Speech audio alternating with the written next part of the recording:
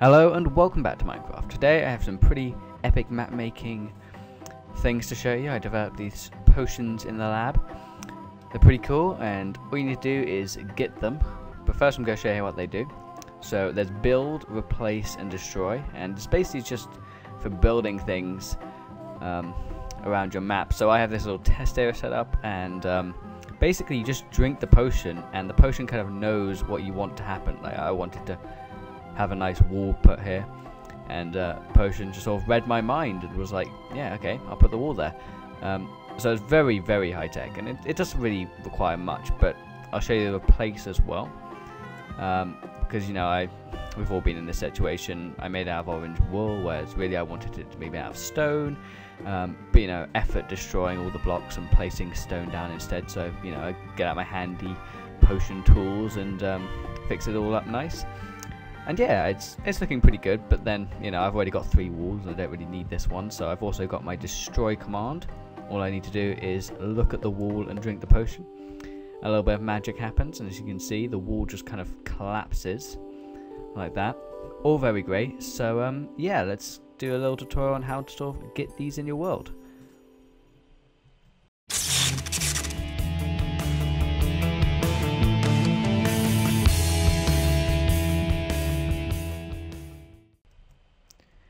So as you can imagine, that was just all a trick. I don't think any of you really fell for that, but it was just a little bit of fun. What we're going to be doing today is demonstrating the TrazLander's swapper filter, which I don't believe many people know about yet, because I think the only person that's made a video about it is Texelelf. TrazLander hasn't gone around to it, and I only found out about it because of Twitter.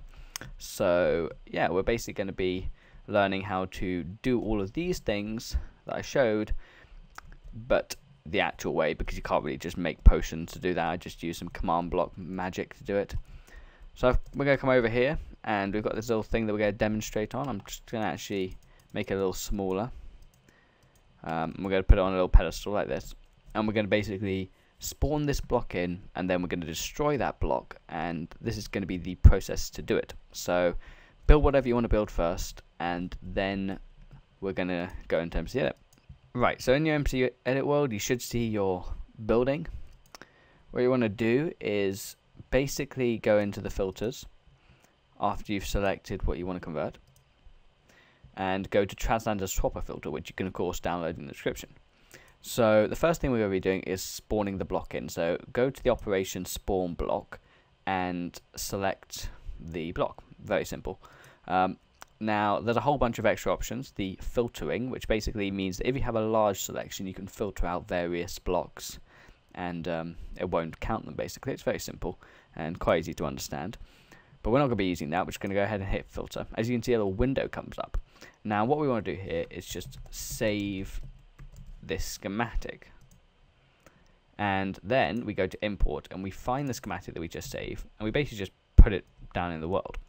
So I'm just going to plonk it down over here and going to hit import.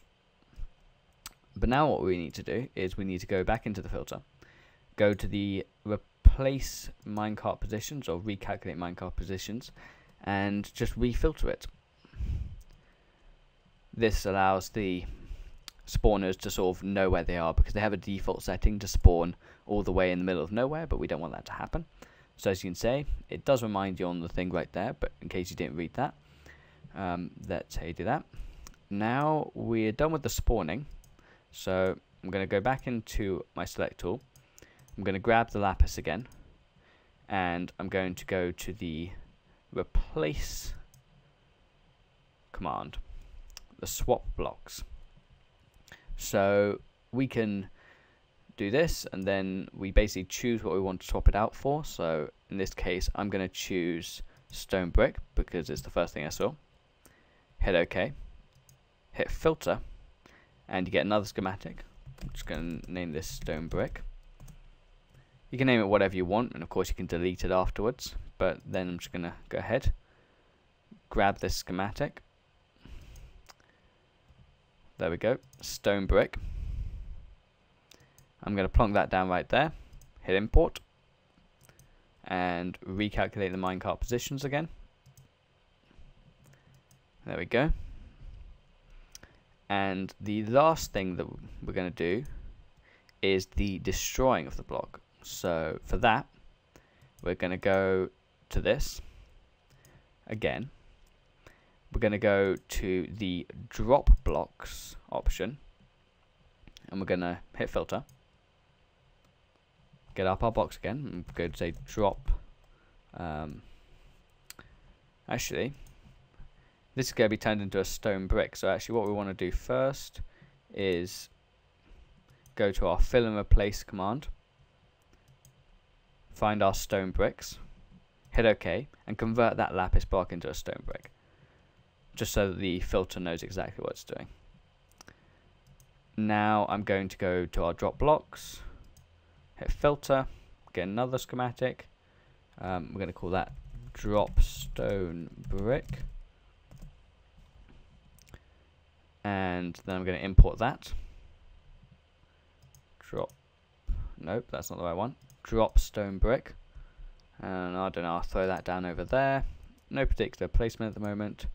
Hit import, go back, recalculate minecart positions, filter, and the last thing we want to do is go back to our selection, go down to the block beneath it and click filter, and we're going to do swap blocks, and we're going to swap the selected block to a cake. Now you can also do it with half slabs, but cakes are cool, so we're going to go with that. Hit filter again, cake, and for the last time we're going to import our thing. So what do we call that? We call it cake test. I'm going to throw it in there, import, filter, recalculate minecart positions. Now you want to make sure you don't put these too close to one another, because otherwise the spawners will mess up. So I'm going to go ahead and hit save. Right, so back in Minecraft you can see that we have a stone block here. Go ahead and delete that if you want, because we've got everything we need over here now. So let's set up the redstone. We're probably going to need some repeaters, some of these, sticky pistons, and a block of your choice. I'm just going to take some stone.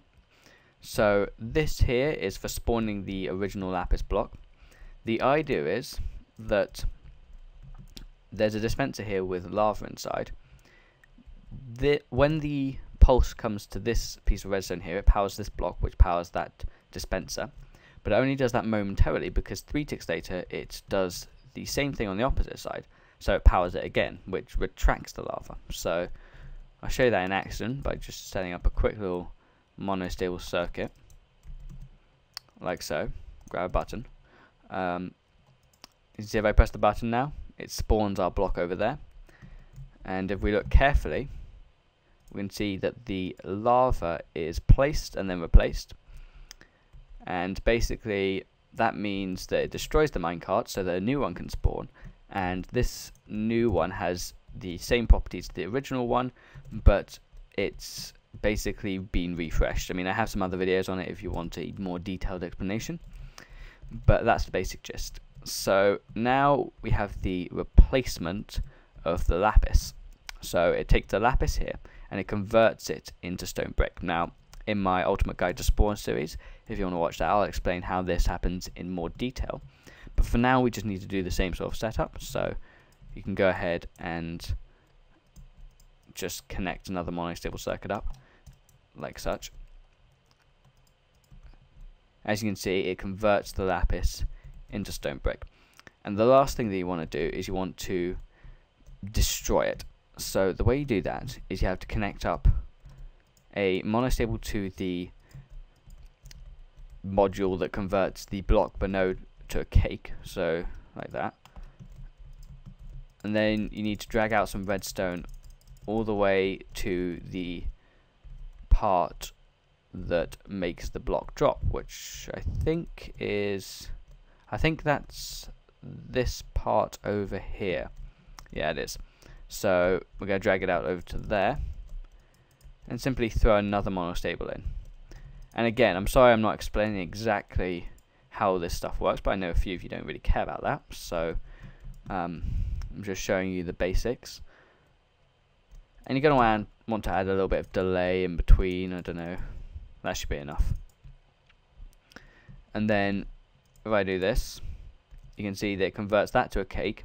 Then this drops out of the sky, falls on the cake and gets destroyed. Now of course, if you wanted to get the same effect that I had over here, you would then take the cake and you would plug it into another module of these swappers, which would swap the cake out for your floor again. So that's the basic gist on how to do it. There will be a tutorial on my channel on the more detailed sort of bits of why it all works and how it all works, but you can look forward to that. And for the time being, I hope this is good enough. Again, download links in the description, and I'll see you guys next time. Thanks for watching.